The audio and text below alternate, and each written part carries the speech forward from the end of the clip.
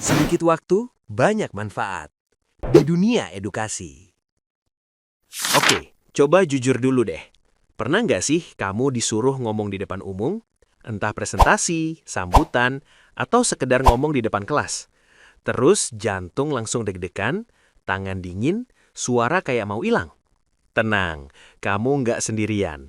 Hampir semua orang, bahkan public speaker profesional, pernah ngerasain itu. Nah, di video ini aku mau bahas poin-poin penting soal public speaking, tapi dengan bahasa santai.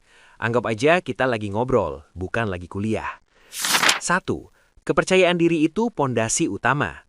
Hal pertama dan paling penting dalam public speaking itu bukan suara bagus, bukan gaya keren, tapi percaya diri. Kenapa? Karena kalau kamu sendiri nggak yakin sama apa yang kamu omongin, audiens juga bakal ngerasa ragu. Mereka bisa nangkep energi kamu. Tapi ingat ya, percaya diri itu bukan berarti sok jago. Percaya diri itu cukup dengan satu hal. Diger, aku paham apa yang mau aku sampaikan. Nggak perlu sempurna. Salah dikit, wajar. Lupa satu kalimat, santai. Audiens itu jauh lebih peduli ke isi pesan, bukan ke kesalahan kecil kamu. Persiapan itu separuh kemenangan. Ini nih yang sering disepelekan. Banyak orang bilang, nanti juga ngalir sendiri.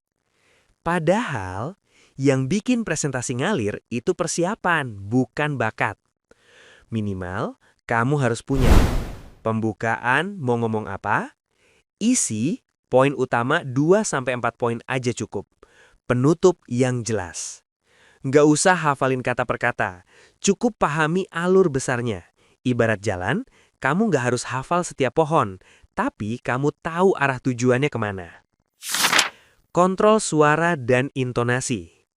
Ngomong pelan terus sama dengan bikin ngantuk. Ngomong cepet terus sama dengan bikin bingung. Ngomong datar sama dengan bikin bosan.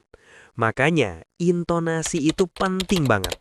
Sesekali naikkan suara pas poin penting. Kadang, pelanin suara buat bikin orang fokus. Kasih jeda sebentar, diem itu juga bagian dari komunikasi. Dan satu hal lagi, buka mulut lebih lebar saat ngomong. Serius, banyak suara nggak jelas bukan karena mic, tapi karena mulutnya malas buka. Yang keempat, kenali siapa audiens kamu. Ngomong ke anak sekolah, beda gaya sama ngomong ke mahasiswa. Beda lagi sama ngomong ke orang tua.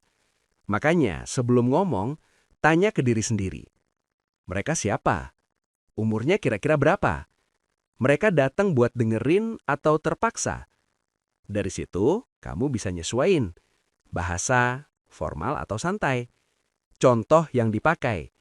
Kecepatan ngomong. Public speaking itu bukan soal kamu, tapi soal mereka yang dengerin. Nomor 5, ekspresi wajah dan bahasa tubuh. Kalau kamu ngomong hal penting, tapi mukanya datar kayak foto KTP, ya susah juga audiensnya ikut semangat. Gunakan senyum sewajarnya. Kontak mata, nggak harus natap satu orang terus. Gerakan tangan secukupnya. Nggak perlu lebay, cukup natural. Ingat, bahasa tubuh yang positif bikin orang lebih percaya sama apa yang kamu omongin. Nomor 6, latihan itu wajib, bukan opsional. Grogi itu nggak bisa dihilangkan 100%, tapi bisa dikurangin.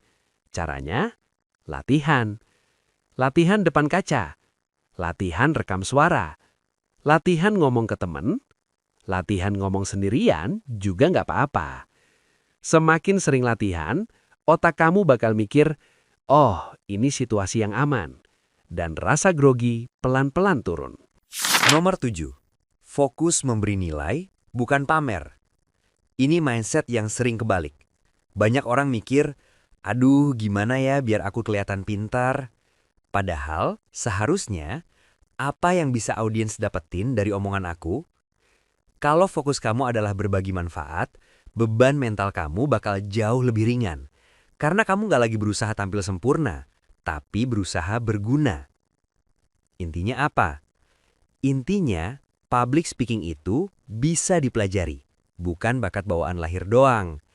Kalau kamu percaya diri, punya persiapan, ngontrol suara, Kenal audiens, pakai bahasa tubuh yang pas, rajin latihan, dan fokus memberi nilai, pelan-pelan kamu bakal lebih tenang, lebih lancar, lebih meyakinkan.